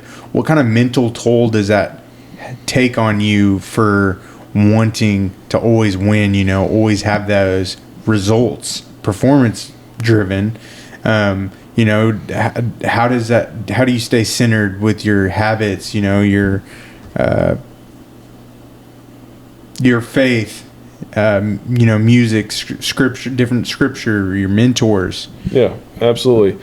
It is tough, like going through and preparing and almost treating like everything like a test. Like everything almost is a test in that performance-based position. Is that I get ready for, baseball itself in pro ball was all about, all right, we got 4 hours to get ready, 4 hours to get better, and then we got 3 hours in the game where you're putting everything on the line. And you have to make sure you have success. And if you don't, then we're going to give you another shot. If you don't, we'll give you another shot. If you don't, we may not give you another shot. Yeah. So you were in a position where you had to have success at some point within a small stretch of time. Sure. So you're putting a lot of pressure on yourself, and that's kind of what happened. I would say I struggled a lot in 2022 and just, didn't know who I was at that time. I mean, back then, we didn't really have much of like a church aspect in minor league ball. It's Sure. like, I would always do things on my own to, try to connect with God, but it was just, when I had the time, not like I was making the time. And that was why I struggled, I believe, is that I was trying to carry every burden in my own life instead of just trying to work with God to work through it. And that's a really, really difficult part and a really difficult aspect that some athletes can't get through. And I struggle with it, and I think it was one of my downfalls in pro ball. And then I get, my last year of pro ball in 2023, and I just kind of put all expectations aside. I just said, hey, we're going to have fun. Yeah. This is all about fun. I am playing a game that I love since 4 years old. Yeah. I'm playing a game that I am blessed to play for as long as I have been able to play it. And I'm just focusing on, let's have some fun. We're not here to go out here and, we are here to, pretty much win a World Series, but if you keep that pressure on yourself for the entirety of your career, how enjoyable is it? Exactly. Can it be enjoyable? Like if you go out there and just said, hey, I'm going to go out there and try to hit, a home run every at bat. Yeah. Obviously there are some guys that do that and they have some success with it. But then you have guys that go out there and struggle and they don't know what to do from day to day. They don't know how to fix their swing. They don't know how to fix anything to help them get better. Yeah. Same thing goes for pitching, is that you may lose your slider, you may struggle with command, and if you just keep piling things on yourself, the body can only handle so much. I can promise you that. There's only so much that mind and that body physically can handle. That's true. Before it crumbles. So you have to find a way to handle things and give it over. And spiritually, having that connection with God has really helped me over the last few years. Is that That's awesome. Just hand it on over. It is not mine to carry. It is the Creator's to give, show, and take. I am not here to take care of it all. Love that. So, I guess playing in high school and college, obviously you're trying to go up to that professional level. And then once you finally made it to that professional level, and then now in banana ball, is there a blend almost of playing for fun and playing for a living that you try to maintain? Like, is there a balance there? And you don't necessarily have to answer it for you, but maybe just for the professional side of baseball. Yeah.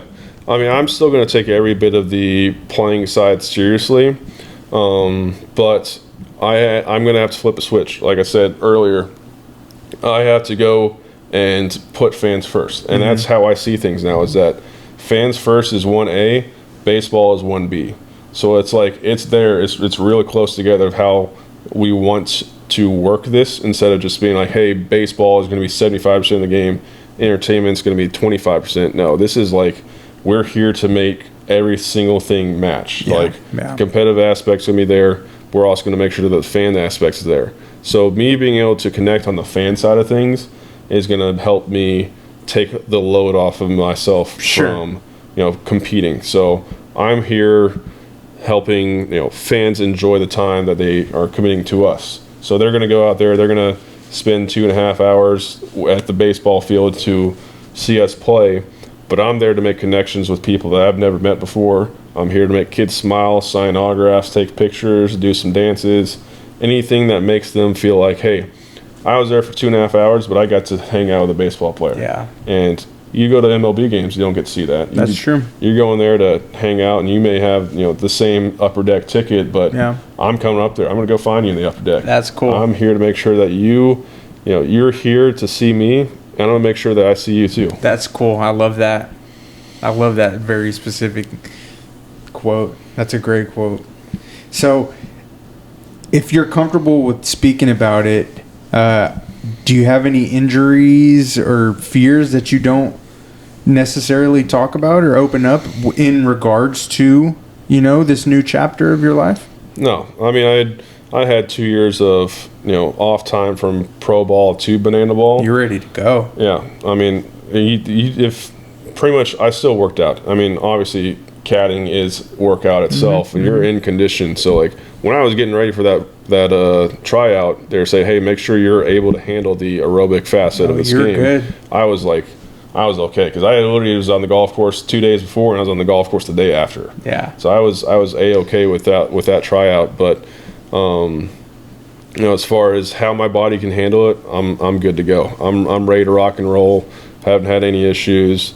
And I mean, I've known for the last few years that I got to take care of my body, because I've seen, other people, they get older after being an athlete for a long time and their body hurts. Oh yeah. And back then, 20 years ago, you pretty much just threw ice on everything and stretched, and that was it.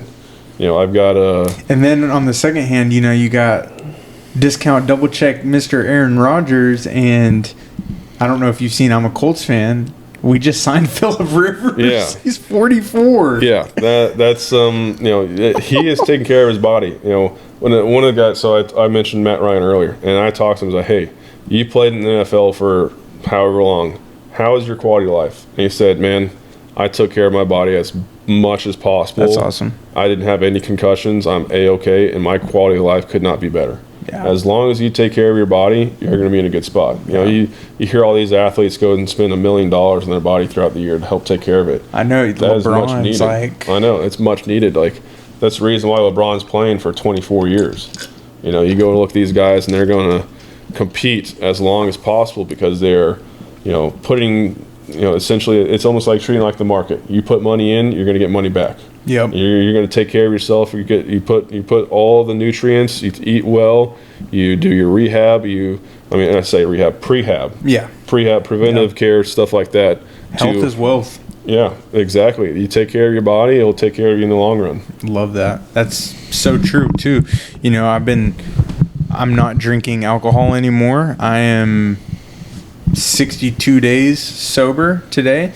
It's just something that I didn't really want to deal with anymore. It's hard enough to get out of bed as is, let alone with a hangover. Yeah. So that's something that I'm dealing with. That's something to be proud of. I did that a few years ago, and I'm thinking about doing it again. Like, I don't see how there's any benefit to it. And you save money too. Like when we're going to a steakhouse, instead of spending $23 on an old fashioned and getting 3 of them, spending close to $70 just on drinks. It's like, man, I could buy a bigger steak, a nicer steak with that money instead of, Yeah. Fuel the body with the good things, not the bad things. Before we get into this last chapter, excuse me, do you have any advice to some younger players that may watch this and want to play college ball and potentially make it to the MLB, or even maybe go to the Banana Ball League? I would say never give up on your dreams. Keep pushing, keep putting yourself out there. Do things that you didn't think you'd expect to see yourself doing. I mean, I would say in my situation, I never saw that myself post on social media twice a day or anything like that. I used to be like, I'd post 3 times a year, and that's something that I'm okay with. And I was like, I just wanted to live a private life, and I still can. I'm just posting things that I enjoy doing, making content, and it's not like I'm posting, me hanging out in my living room with my dog and my wife. I'm just posting like entertaining stuff that I try to, make people smile, make people feel like, oh, this is kind of cool, this is interesting. So it's not like personal stuff. It's more of like, hey, I'm here to entertain. And there's definitely not necessarily a persona, I think, that you have to create, but definitely an identity almost.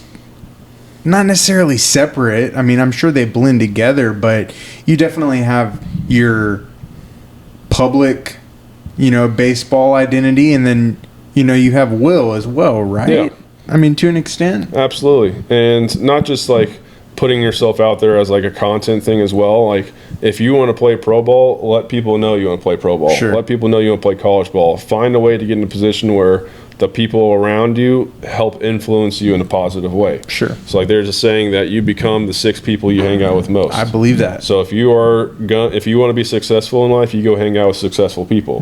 If you want to go out and be a pro ball athlete or you want to be a college athlete, you go hang out with the guys that are going to make that happen.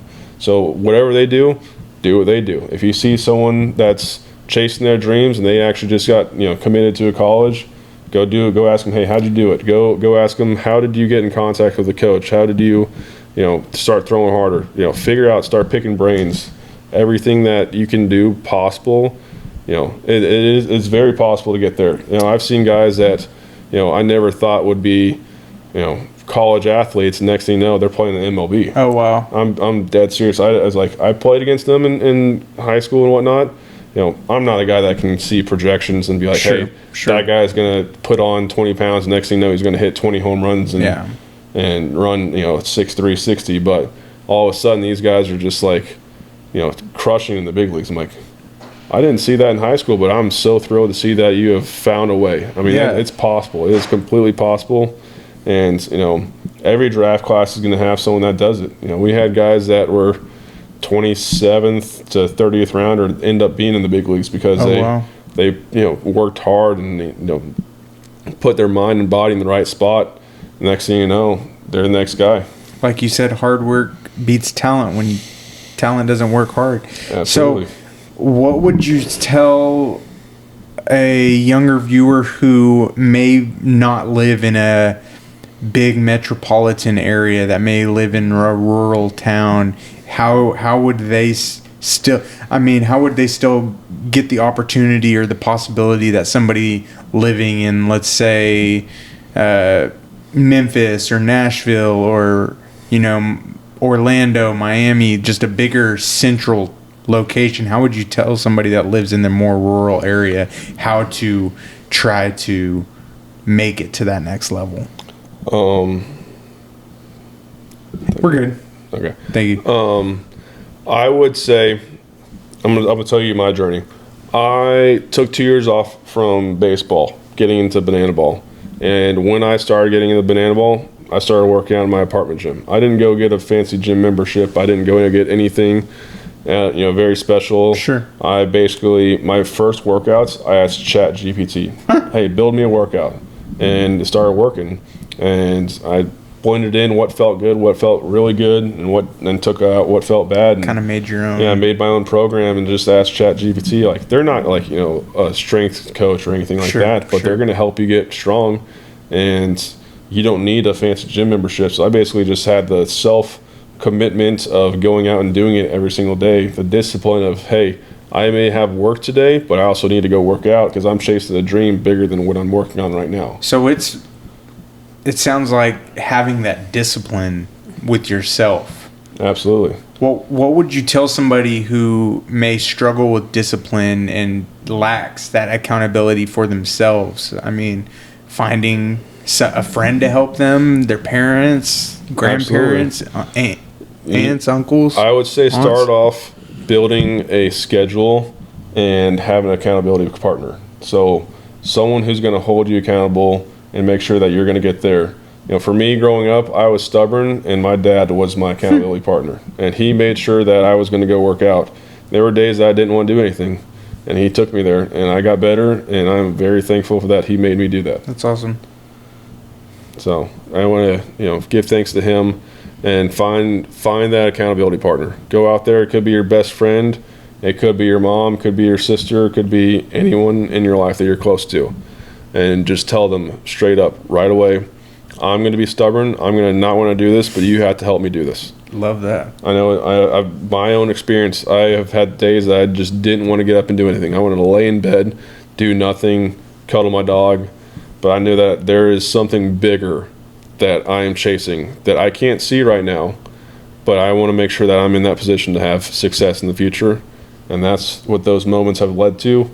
And it's possible. I promise you it's possible. Love that. I kind of want to wrap things up with some little facts about you. That was a big burp. I'm probably going to keep that in there. I might take it out. I wasn't sure if it would get picked up or not. No, you're good. Could you give me a little possibly story about some really good teammates, some of your favorite teammates that you had? Maybe a wild road trip story or some funny locker room moments? I would say I can go to pro ball right away. The first thing that sticks out is one of my good buddies named Zach Bayoun. Actually played against him at Long Beach State when I was at Ole Miss. And the one thing that I found out he was super talented at was video games. Like, I mean, I was always just like really into it, but then I'd go play him and I was absolutely crushed. Huh.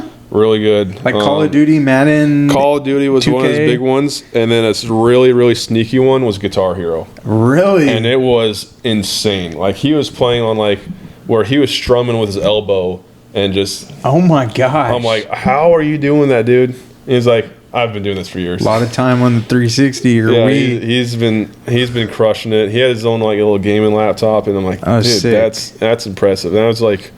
I've seen some guys like do some crazy stuff. Like, you remember like back in like early 2000s where like trick shots were big on like Modern Warfare 2. Oh yeah. I've seen some guys do that. I'm like, that's impressive. And like when I see someone sitting there just ripping out, just strumming with your elbow, playing Guitar Hero, I'm like, that's something that, you know, you had to work really, really hard to figure out that was the way to play it. For sure. So that was a fun thing. That was pretty much what we would do in our downtime with pro ball, is that we'd play some sort of video game. I think we'd play FIFA. We'd play. Oh, FIFA's fun. It's probably one of my favorite. Like, I don't play it a ton, but I did that a lot in college. And me and my roommates were like really big on having competitions, and we'd always play each other really, really tough. And that was a lot of fun. We had, what else? Fortnite was big in college. And that blew up. Fortnite was big. 2017, 2018. I'm trying to think about some like other fun stories. What about? Do you have a crazy road trip story? Like maybe the bus breaking down, flat tire, or anything like that? We had one time we were on our way back from I can't remember where we were coming back. It was up in the Northwest League, and we were going back to Boise. And we got an hour away from the stadium at like 4 a.m. The bus broke down. Oh. And we had to sit out there. We literally either had to sit on the bus or sit on the side of the road for 2 hours until the next bus came in. Oh. And then we had to unload that bus, put on the new bus, and we basically, like, I don't know. I don't know how we managed it, but it was just an exhausting night. I'm sure some of the nicer team buses have a little bit better plumbing situation, but I've always been told like professional athletes tell their friends to not go number 2 on the bus. Exactly. Is that true? That is true. If you do, there was pretty much a shadow ban. So like a K court is where you pretty much have finable offenses throughout this entire season. So you get a big shoebox, you tape it shut, and you put a little slit in there, kind of like a piggy bank. Mm-hmm. Whenever you felt like you wanted to find someone for doing something like dumb, idiotic, or I would say like frowned upon, or like just stupid, all sorts of stuff. I was fine because I was always doing the silly stuff. Yeah. But you would find people for pooping on the bus? Yeah, we'd find them because that's ridiculous. Like, we got people. I mean, we had 2 buses at times, but if you went poop on the bus, everyone up until probably the close to the front could smell it. Oh. So you just don't do it. And you're talking about a bus full of grown men. Yeah, that just ate Chipotle, and they're ready to go. Oh. No, thank you. Yeah. No, thank you. We started coordinating meals that were better for our travel day. So like more digestive system friendly. Yeah, like a pasta or a sandwich or some sorts of just like easy to go on the travel day. Get out of here, go home. You're good. That's funny. What about? Do you have any funny locker room moments?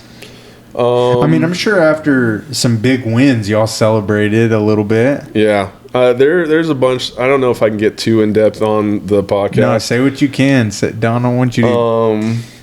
We went on a winning streak. I'm not going to say where. We went on a winning streak, and after every win, our clubby would drink a beer. What is a clubby? Clubby is a guy who would help take care of the clubhouse. So like he'd do all the laundry, he'd get all the baseballs prepared, set up the field, all that type of stuff. At the end of the night, he would drink a beer, and then every win he'd add a beer. Oh, so after each game y'all won, like instead of one, it would be 2 beers, and then 2, 3. Yeah, and that was towards the end of the season to get us fired up, because like we were like on the cusp of playoffs, and he was firing us up, and we ended up making the playoffs, but he didn't win it. But at one point, he had to drink 9 beers. Hello. After a game, after a game. So shotgun? He basically got up onto the laundry cart. He could fold up on a top on it, get up on top of the laundry cart, and pretty much just hype everyone up and say, hey, this one goes out to this player who did this in this game. And then he'd run out of things and just start shotgunning beers. And shout out that clubby. Yeah. Oh, he was a G. He was a fantastic person. That was a lot of fun. Really hyped us up those last 2-3 weeks of the season. But we were like a few games out of the playoffs. We were like, well, there's no way we're making it. And we started winning a couple games, and then he made that deal with us, and then it got shut down internally after a while. So, and whoever was Will's teammate on that team, if you do happen to watch this, shout out you as well. That sounds like a fun time. So, what are some of your dreams outside of Banana Ball? You know, do you have any big life goals that you want to do? Passions? I mean, you made it to the MLB. That's not a lot of people can say that. I am really passionate about helping take care of others now. You know, it's something I have been diving into a lot with my faith as well, is that I have enough to satisfy myself for a long time. Sure. And I want to help take care of others who are less fortunate. So one thing I did recently was actually go fill out an angel tree. Oh, I love that. So for those of you that don't know, an angel tree is a holiday gift giving program put on by the Salvation Army for kids who may not get a Christmas. May not be as fortunate as others. Yes. So they just fill out a form. It gets put on a tree in a local Walmart, and people will go pick them up and fill it out. So, and it's like a name or something, right? It doesn't give the child's name, but it gives like, hey, I want a Lego toy, Minecraft toy, Fortnite toy. Sure. But it was just like a big list, and then some clothing items, and I filled out that entire list and got it all. And that's awesome. Don't know the child is going to, but I want to make sure that they have a Christmas that, me growing up, I was always looking forward to what I could open up on Christmas. That's awesome. I was lucky enough to have that position where, I'd wake up and Santa came. And, some of these kids that don't get that opportunity, I want to make sure that they can have that opportunity now. So that's something I'm doing, is trying to find ways to help kids and help people who are less fortunate, and just find ways to help them out. And that's something I plan on doing in the future as well. It's like this platform that I can build is going to help lead into more of that as well. So I love that. When I'm in Savannah, I want to go and possibly find days that I can go and feed the homeless or volunteer at love that. Schools and read to kids. This is all stuff that I've done throughout minor league ball and college ball, is that we'd go to children's hospitals and go and help brighten their day. We'd go and the impact, I'm sure, is unmeasurable. I mean, these are people, or I'd say people, these are kids that are just dealing with life-threatening diseases like cancer and other sorts of stuff like that, and then they're fighting every single day, and all of a sudden they got a professional athlete walking through the doors and doing fun stuff. And that's something I've been thrilled, and it brings me a lot of fulfillment in doing, is that I can put a smile on these kids' faces. Like, I can go make a kid smile that's out there playing baseball on a baseball field, but for those kids that don't get that opportunity, I want to make them smile just as much. Love that. So that's part of it.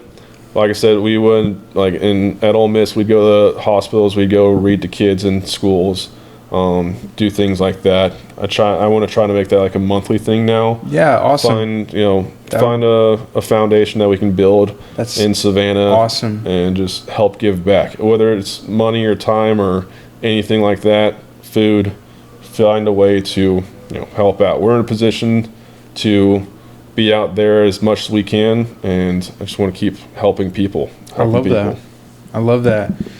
what is something that excites you most about the future? You know, it can be about Banana Ball, or it can be, you know, beyond, like you were saying, helping more people. It sounds like you're super excited to go to Savannah and see what kind of impact you can make on the community. Yeah.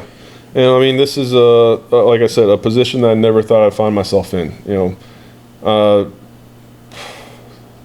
I didn't think I'd be posting on social media. Like I said, didn't think I'd be dancing. Didn't think I'd be literally playing baseball for anything other than a World Series. Yeah. But I said, you know what, I can do this. I can commit myself to doing this and see what I can do. And I've had a blast since I started it. Like, this is pretty much, I made that decision back in May of this year that I'm going to just commit to it.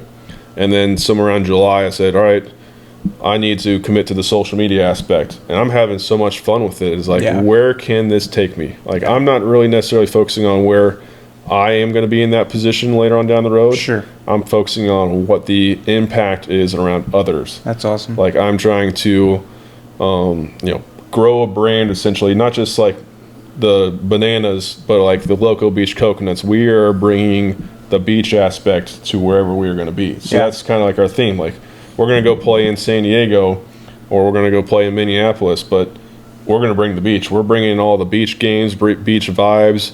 You know, it's going to be like, you know, beach volleyball. We're going to do all sorts of stuff where we may bring out, you know, 10 tons of sand and put in the parking lot. That's cool. And people are going to be in Minneapolis, Minnesota. I'm like, there's sand in the parking lot. I'm like, this is our beach. Come hang out. That's like, so we're cool. here to have some fun. Not cleanup's going to be a mess, but anyways. Good thing you don't have to worry. You're not on the cleanup crew. Hey, we're here to take care of all the people here. So, you know, those people are very, very incredible, and they're putting together a great program. And like I said, we're trying to build things that are bigger than us. Yeah. So I kind of want to just take a moment of gratitude. Definitely tell you thanks for coming and speaking with me and being willing to talk. Absolutely. I hope the food I cooked was it was decent. great, man. I enjoyed it. I'm like I said, I'm not picky. I will eat anything, but that stuff was fantastic. Thank you. The potatoes, everything was seasoned great.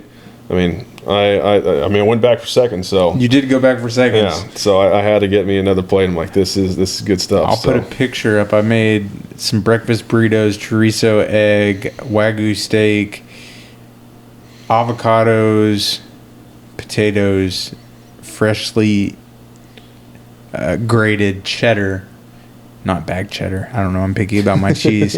And then lemonade, coffee, you know, the whole 9 yards. So I definitely want to say thank you for coming, wanting to be a part of this.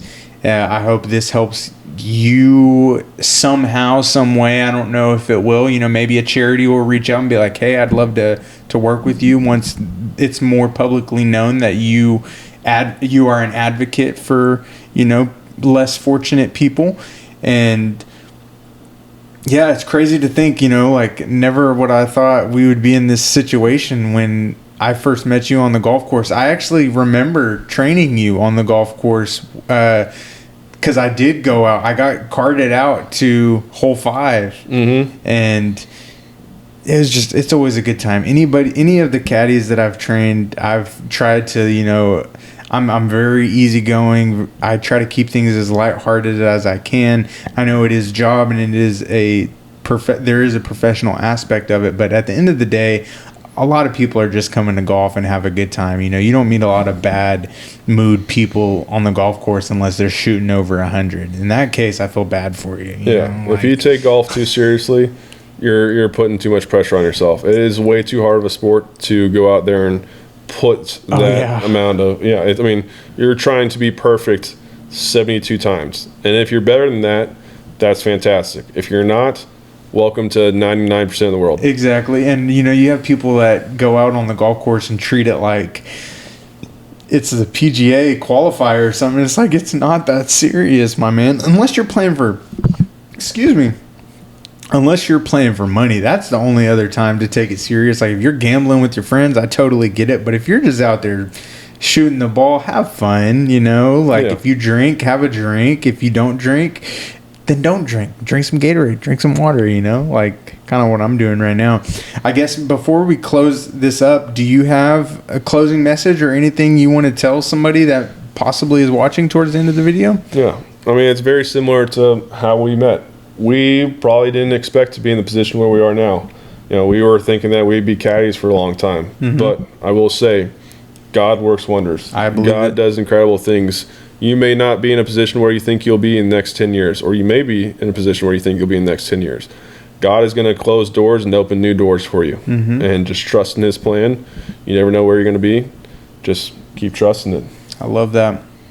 Well, I guess that's going to be everything, you know. Thank you for catching up with me today.